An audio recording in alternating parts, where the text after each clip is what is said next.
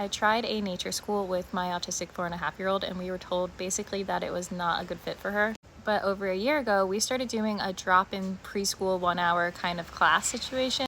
Parents being in the classroom is optional, but the owners actually asked if I could stay in the classroom with my daughter to kind of support her more, and I was totally on board because she needed that support. With my husband's work schedule and because I just had a baby, we haven't gone to this drop-in class in a while, but we finally went back this week.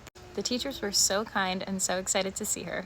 They greeted me by my name. But my favorite part is after circle time, after the music part, which she participated in all of it, it was time to go sit at the table. And my daughter took a seat at the table with her AAC. And they were doing Play-Doh time at the table where they had different like sensory stones in the Play-Doh, and the kids were supposed to like rip it apart and explore the Play-Doh. And as the teacher was passing out the Play-Doh, my daughter on her AAC said, "I want it." And then, no, she said, "I want that." And then when she got her Play-Doh, she said, "I like it." And you know what the teacher did? She responded to my daughter and said, "You like it? I like Play-Doh too." And this is exactly why I didn't fight to have my daughter in that nature school program, because the teachers didn't want her there. And we can go into a nuanced conversation about how my daughter deserves to be there, because I agree, she deserved a spot in that classroom, but I just did not have the emotional capacity to try and prove to these teachers that she belonged when they clearly didn't want to give her the opportunity.